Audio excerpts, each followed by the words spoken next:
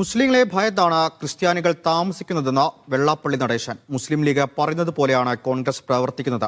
മുസ്ലിങ്ങൾ ഐക്യപ്പെടണമെന്ന് ഇപ്പോൾ തോന്നുന്നില്ലെന്നും വെള്ളാപ്പള്ളി നടേശൻ പറഞ്ഞു.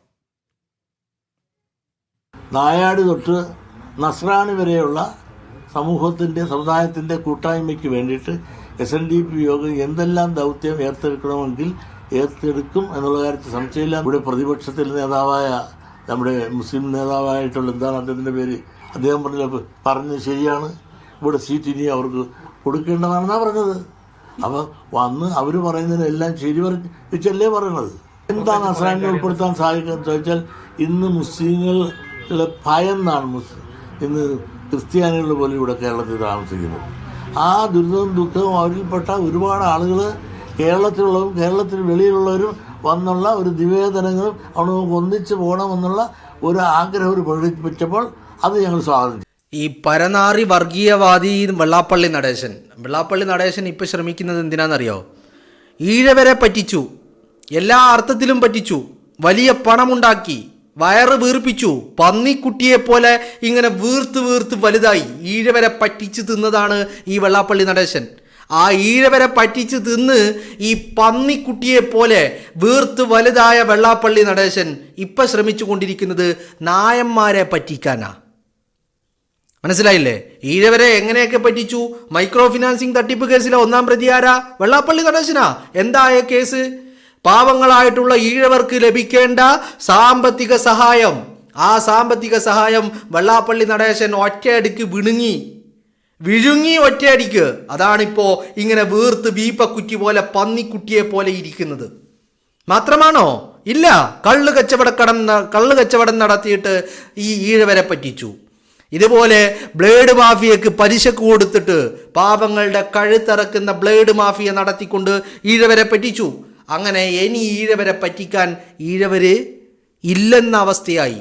പറ്റിക്കാൻ ഇനി ഒരുത്തരും ബാക്കിയില്ല ഈഴവരുടെ കൂട്ടത്തിൽ. എല്ലാത്തിനെയും പറ്റിച്ചു, വെട്ടിപ്പ് നടത്തി, തട്ടിപ്പ് നടത്തി. ഇപ്പൊ വീപ്പക്കുറ്റി പോലെ ഇങ്ങനെ വീർത്തിരിക്കുകയാണ്. എന്താ കാര്യം? പാവങ്ങളായ ഈഴവരെ പറ്റിച്ചതാണ്. ആ ഈഴവരെ പറ്റിച്ചത് പോരാ, ഇനി അവരെ പറ്റിക്കാനുള്ള സാഹചര്യമില്ല, അവസരമില്ല. കാരണം എന്താ? അവരെല്ലാവരെയും പറ്റിച്ചു കഴിഞ്ഞു. ആ പാവങ്ങളെ പറ്റിച്ചു കഴിഞ്ഞു. ഇനി അടുത്ത ഇര വേണം. അടുത്ത ഇര ആരായിരിക്കണം? നായന്മാരായിരിക്കണം. അതിന് വെള്ളാപ്പള്ളി നടേശൻ ആകെ ഒരു ലക്ഷ്യമുള്ളൂ, ഒന്നും കൂടി വീർക്കണം. വീപ്പക്കുറ്റി പോലെ ഇങ്ങനെ വീർത്ത് പന്നിക്കുട്ടിയെ പോലെ ഇരിക്കണം. എന്തിനാ? ഈ നായന്മാരെ പറ്റിക്കണം. ഇനി ഈഴവരെ പറ്റിക്കാൻ കഴിയില്ലെന്ന് പറഞ്ഞാൽ അവരതിനില്ല ഇനി. കാരണം പറ്റിച്ച് ആ പാവങ്ങൾ പറ്റിപ്പോയി. ചുമരിൽ സ്റ്റിക്കർ ഒട്ടിച്ചതുപോലെ ആയിപ്പോയി ആ പാവങ്ങളെ ഇനിയും പറ്റിക്കാൻ പറ്റില്ല എന്നുള്ള തിരിച്ചറിവാണ് വെള്ളാപ്പള്ളി നടേശനെ നായന്മാരുടെ മുകളിലേക്ക് ഒരു കണ്ണ് വെള്ളാപ്പള്ളി നടേശൻ്റെ പോകുന്നത്. ഇപ്പം നായന്മാരെ കൂട്ടുപിടിക്കുക എന്നൊക്കെയാണ് പറയുന്നതെങ്കിലും ഇത് നായന്മാരെ പറ്റിക്കാനുള്ള പരിപാടിയാണ്. അതിനിടയിൽ കൂടി ക്രിസ്ത്യാനികളെ കൂടി പറ്റിക്കാൻ എന്ന് പറഞ്ഞാൽ മൊത്തത്തിൽ കേരളത്തിൻ്റെ ഒരു സോഷ്യൽ ഫാബ്രിക് ഉണ്ട്, ഒരു സെക്യുലർ ഫാബ്രിക് ഉണ്ട്. അതിനെ തകർക്കണം. തനിക്ക് വീപ്പക്കുറ്റിയാവണം, പന്നിക്കുട്ടിയാവണം. തനിക്കിങ്ങനെ തിന്ന് വീർക്കണം, കൊഴുക്കണം. അത് വർഗീയത പച്ച ഇറച്ചി തിന്നിട്ടാണെങ്കിൽ എങ്ങനെയാണെങ്കിലും കുഴപ്പമില്ല.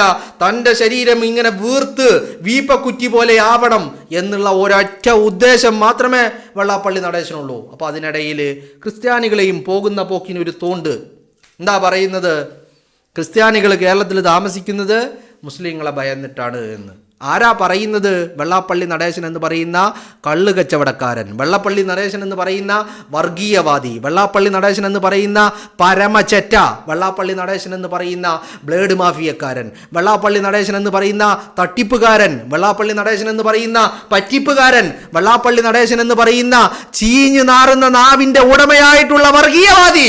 ആ വർഗീയവാദിയാണ് പറയുന്നത് കേരളത്തിലെ ക്രിസ്ത്യാനികൾ മുസ്ലിങ്ങളെ ഭയന്നിട്ടാണ് ജീവിക്കുന്നത്. പോകുന്ന പോക്കിനൊരു തോണ്ട്. എന്താ കാര്യം? ആ കാര്യം ഇവിടെ ഏത് ക്രിസ്ത്യാനിയെയാണ് മുസ്ലിങ്ങളെ ഭയന്ന് ജീവിക്കുന്നത്? ക്രിസ്ത്യാനികൾ ജീവിക്കുന്നുണ്ട്, ഭയക്കുന്നുമുണ്ട്. ആരെയാ? ഇത് മുസ്ലിമിനെയല്ല, സംഘപരിവാറിനെയാ. ഏത് സംഘപരിവാറിനെ? ക്രിസ്മസ് ആഘോഷങ്ങൾ മുടക്കുന്ന സംഘപരിവാറിനെ, കൊന്തയിട്ടവരെ ആക്രമിക്കുന്ന സംഘപരിവാറിനെ, ലോഹയിട്ടവരെ ആക്രമിക്കുന്ന സംഘപരിവാറിനെ, കരോൾ സംഘത്തെ ആക്രമിക്കുന്ന സംഘപരിവാറിനെ, ക്രിസ്ത്യാനികളുടെ ആചാരങ്ങളിലും അനുഷ്ഠാനങ്ങളിലും വിശ്വാസങ്ങളിലും കൈകടത്തുന്ന സംഘപരിവാറിനെ, ആ സംഘപരിവാറിനെയാണ് കേരളത്തിലെ ക്രിസ്തീയ സമൂഹത്തിന്, എന്തിന് ഈ രാജ്യത്തെ ക്രിസ്തീയ സമൂഹത്തിന് ഭയം? എന്താ കാര്യം? ആ സമൂഹത്തിന് അവരുടെ വിശ്വാസങ്ങൾക്കനുസരിച്ച്, അവരുടെ ബൈബിളിനനുസരിച്ച്, അവരുടെ വസ്ത്രത്തിനനുസരിച്ച്, അവർ കഴുത്തിൽ തൂക്കിയിരിക്കുന്ന കൊന്തക്കനുസരിച്ച് ജീവിക്കാൻ സാധിക്കുന്നില്ല. അതിനൊക്കെ തടസ്സങ്ങൾ ഉണ്ടാക്കുകയും പ്രതിബദ്ധങ്ങൾ ഉണ്ടാക്കുകയും ഒക്കെ ചെയ്യുന്നത് സംഘപരിവാരമാണ് ഈ രാജ്യത്തെ. കേരളത്തിലെ സംഘപരിവാരവും അത് തന്നെ ചെയ്യുന്നു. ഈ കഴിഞ്ഞ ക്രിസ്മസ് നാളിൽ നിങ്ങൾ കണ്ടില്ലേ, പാലക്കാട്ട് നിന്ന് കരോൾ സംഘവുമായി ഇറങ്ങി പുറപ്പെട്ട വിദ്യാർത്ഥികളെ, 10ഉം 12ഉം 13ഉം 14ഉം വയസ്സുള്ള വിദ്യാർത്ഥികളെ ഈ സംഘപരിവാർ, ആ വിദ്യാർത്ഥികളെ സംഘപരിവാർ കേന്ദ്രങ്ങൾ ആക്രമിക്കുന്നത് നിങ്ങൾ കണ്ടില്ലേ? ഈ രാജ്യത്താകമാനം നിങ്ങൾ കാണുന്നില്ലേ? കേരളത്തിൽ നിന്ന് പോയ കൊന്തയിട്ട, കുരിശുമാല തൂക്കിയ, ശിരോവസ്ത്രമണിഞ്ഞ, ലോഹയിട്ട, തിരുവസ്ത്രമണിഞ്ഞ വൈദികർക്ക് നേരെ ആക്രമണം നടത്തുന്നത്, മലയാളികളായിട്ടുള്ള വൈദികർക്ക് നേരെ ആക്രമണം നടത്തുന്നത് ആരാ? മുസ്ലിങ്ങളാണോ? അല്ല. ആരാണ് ചെയ്യുന്നത്? സംഘപരിവാരമാണ്.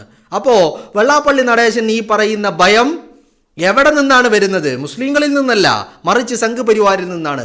പിന്നെ എന്തുകൊണ്ട് ഈ പറയുന്ന വെള്ളാപ്പള്ളി നടേശൻ അത് പറയുന്നു? വെള്ളാപ്പള്ളി നടേശൻ അത് പറയും കാരണം വെള്ളാപ്പള്ളി നടേശൻ സംഘപരിവാറുകാരനാണ്, സംഘപരിവാറിന്റെ ആയുധമാണ്. ആ സംഘപരിവാറിൽ നിന്നുള്ള ഭയം അത് അങ്ങനെയല്ല ഇങ്ങനെയെന്ന് വരുത്തി തീർക്കുവാനുള്ള ശ്രമമാണ് വെള്ളാപ്പള്ളി നടേശൻ എന്ന് പറയുന്ന പരമനാറി നടത്തിക്കൊണ്ടിരിക്കുന്നത് എന്നുള്ളതാ. മനസ്സിലായില്ലേ? നിങ്ങൾ കണ്ടില്ലേ, ഛത്തീസ്ഗഡിൽ നിങ്ങൾ കണ്ടില്ലേ, കേരളത്തിൽ നിന്നുള്ള വയോധികരായിട്ടുള്ള 2 സ്ത്രീകൾ, തിരുവസ്ത്രമണിഞ്ഞ 2 സ്ത്രീകൾ, ആ സ്ത്രീകൾക്ക് നേരെ ആക്രമണം നടത്തിയതാരാ? സംഘപരിവാരമാ.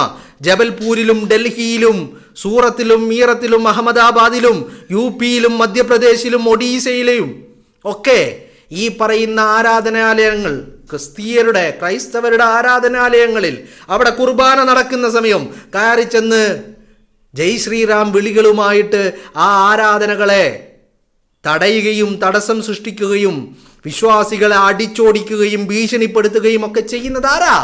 മുസ്ലിങ്ങളാണോ? വെള്ളാപ്പള്ളി നടേശ, ചെറ്റ വർത്താനം പറയുന്നതിനൊരു കണക്കില്ലേ നടേശ? കള്ള് കച്ചവടക്കാരനാണെന്ന് കരുതി, ബ്ലേഡ് മാഫിയക്കാരനാണെന്ന് കരുതി എന്ത് തണ്ടിത്തരവും വിളിച്ചു പറയാമെന്ന് കരുതണ്ട വെള്ളാപ്പള്ളി നടേശൻ. വെള്ളാപ്പള്ളി നടേശൻ തണ്ടിത്തരം വിളിച്ചു പറഞ്ഞതുകൊണ്ട് കേരളത്തിലെ പ്രബുദ്ധ ജനങ്ങൾ അങ്ങനെയാണോ കരുതുന്നത്? അല്ല. വെള്ളാപ്പള്ളി നടേശനെ കേരളത്തിലെ ജനം കാണുന്നത് എങ്ങനെയാ? ഒരു തട്ടിപ്പുകാരൻ, ഒരു വെട്ടിപ്പുകാരൻ, ഒരു വർഗീയവാദി, ഒരു ബ്ലേഡ് മാഫിയക്കാരൻ, ഒരു കള്ളക്കച്ചവടക്കാരൻ. ഈ പറയുന്ന സ്ഥാനമാനങ്ങൾക്ക് അപ്പുറത്തേക്ക് ഒരു സാമുദായിക നേതാവാണ് താങ്കളെന്ന് വെള്ളാപ്പള്ളി നടേശ നിന്നെ കേരളത്തിലെ പ്രബുദ്ധരായ ജനം കണക്കാക്കുന്നില്ല എന്നുള്ളതാ. തിരിച്ചറിവുകൾ പലപ്പോഴും നല്ലതാണ്. ആ തിരിച്ചറിവുകൾ ഇല്ലാതായി കഴിഞ്ഞാൽ പിന്നെ പറഞ്ഞിട്ട് എന്ത് കാര്യം? ഇടയിൽ കൂടി ഈ സംഘപരിവാറിൻ്റെ ആയുധമായ ചീഞ്ഞു നാറുന്ന നാവുമായി നടക്കുന്ന വെള്ളാപ്പള്ളി നടേശൻ, ആ വെള്ളാപ്പള്ളി നടേശൻ ഇടയിലൊരു തോണ്ടല് ക്രൈസ്തവരെ, ഈഴവരെ പറ്റിച്ച് ഇനി പറ്റിക്കാൻ ഇടമില്ലെന്ന് കണ്ടപ്പോൾ നായന്മാരിലേക്ക് കണ്ണും വെച്ച് നോക്കി നടക്കുന്ന വെള്ളാപ്പള്ളി നടേശൻ പോകുന്ന പോക്കിന് ഒരു തോണ്ടല് ക്രൈസ്തവരെ. ഈ ജനതയെ, കേരളത്തിലെ സോഷ്യൽ ഫാബ്രിക്കിനെ എങ്ങനെയെങ്കിലും തകർക്കണം, ഈ ജനതക്കിടയിൽ ഛിദ്രതയുണ്ടാക്കണം, വിദ്വേഷമുണ്ടാക്കണം, വെറുപ്പുണ്ടാക്കണം. അതിനുവേണ്ടി താൻ എന്ത് നാറിയ പണിയും താൻ ചെയ്യും. തനിക്കൊരൊറ്റ ആഗ്രഹമുള്ളൂ, നക്കി നക്കി നക്കി വീപ്പക്കുറ്റി പോലെ, പന്നിക്കുട്ടിയെ പോലെ ഇങ്ങനെ വീർത്തിരിക്കണം. ഈ ഒരൊറ്റ ലക്ഷ്യവുമായിട്ടാണ് വെള്ളാപ്പള്ളി നടേശൻ ഇറങ്ങി തിരിച്ചിരിക്കുന്നത്. മനസ്സിലായില്ലേ? ഇറ്റ ലക്ഷ്യം മാത്രമേ ഉള്ളൂ. നിങ്ങളൊന്ന് ആലോചിച്ച് നോക്ക്. ഈ വെള്ളാപ്പള്ളി നടേശൻ കള്ള് കച്ചവടക്കാരനാണ്, ബ്ലേഡ് മാഫിയക്കാരനാണ്. ആർക്കാണ് ഇവൻ്റെ ഉപഭോക്താക്കൾ, ഇവൻ്റെ കസ്റ്റമേഴ്സ് ആരാണ്? ഇവൻ പ്രതിദാനം ചെയ്യുന്നു എന്ന് പറയുന്ന ഈഴവർ തന്നെയാണ്. ആ പാവങ്ങളെ കുടിപ്പിച്ച് കിടത്തി അവരുടെ കുടുംബം കുളം തോണ്ടി ഇവൻ്റെ കീശ വീർപ്പിക്കുന്ന പരമനാറിയാണ് ഈ വെള്ളാപ്പള്ളി നടേശൻ. അല്ലേ? നിങ്ങളൊന്ന് ആലോചിച്ച് നോക്ക്. ഇവനാണോ സാമുദായിക നേതാവ്? സാമുദായിക നേതാവാണെങ്കിൽ ആദ്യം ചെയ്യേണ്ടത് എന്താ? താൻ പ്രതിനിധാനം ചെയ്യുന്നു എന്ന് പറയുന്ന അവകാശപ്പെടുന്ന ആ ഒരു സമൂഹത്തെ കൈപ്പിടിച്ചുയർത്തുവാനുള്ള ശ്രമങ്ങൾ നടത്തണം. അതിനാദ്യം എന്താ വേണ്ടത്? അവരിൽ നിന്ന് ലഹരി എടുത്തു മാറ്റണം, അവരിൽ നിന്ന് ദാരിദ്ര്യം എടുത്തു മാറ്റണം. എങ്ങനെ എടുത്തു മാറ്റാൻ കഴിയും?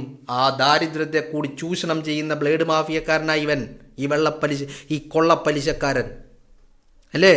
നിങ്ങളൊന്ന് ആലോചിച്ച് നോക്ക്. ദാരിദ്ര്യം കൊണ്ടാണല്ലോ ഒരുത്തൻ പലിശക്ക് കടമെടുക്കാൻ പോകുന്നത്. അവൻ്റെ കഴുത്തറുക്കുന്ന രീതിയിലുള്ള പലിശക്കാരൻ, വട്ടിപ്പലിശക്കാരൻ, ബ്ലേഡ് മാഫിയക്കാരൻ ആ പാവങ്ങളെ ഇങ്ങനെ ലഹരിക്കടിമയാക്കി അവരെ വിറ്റ് തിന്നുന്ന പരനാറി വെള്ളാപ്പള്ളി നടേശൻ കേരളത്തിൻ്റെ പൊതുസമൂഹത്തെ തമ്മിലടി.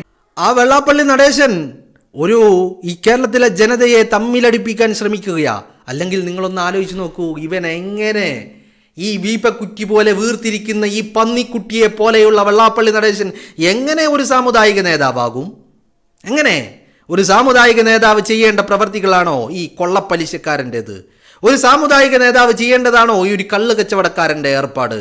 ഇതൊക്കെ ചെയ്യുന്നത് എന്തിനു വേണ്ടിയിട്ടാ? ആ പാവങ്ങളെ ചൂഷണം ചെയ്യുക, തൻ്റെ കീശ വീർപ്പിക്കുക, തൻ്റെ വയറ് വീർപ്പിക്കുക, തൻ്റെ ശരീരം വീർപ്പിക്കുക. വീപ്പക്കുറ്റി പോലെ, പന്നിക്കുട്ടികളെ പോലെ ഇങ്ങനെ ഉരുണ്ട് തുടുത്ത് വീർത്തിരിക്കാൻ വേണ്ടിയിട്ട് പാവങ്ങളെ പറ്റിച്ച് ചൂഷണം ചെയ്ത് അത് നക്കുന്ന ഒരു ഒന്നാം തരം വർഗീയവാദി എന്നതിനപ്പുറം ഇവനൊരു സാമുദായിക നേതാവല്ല.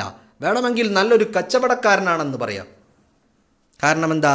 പാവങ്ങളെ കൊള്ളയടിക്കാൻ ഇവനിക്ക് നന്നായിട്ടറിയാം, പാവങ്ങളെ ചൂഷണം ചെയ്യാൻ ഇവനിക്ക് നന്നായിട്ടറിയാം, പാവങ്ങളെ പറ്റിക്കാൻ ഈ പരനാറിക്ക് നന്നായിട്ടറിയാം. ആ പറ്റിച്ച് നക്കിയതാണ് ഇവൻ്റെ ശരീരം ഇങ്ങനെ വീപ്പക്കുറ്റി പോലെ വീർത്തിരിക്കാനുള്ള കാരണമെന്ന് പറയുന്നത്.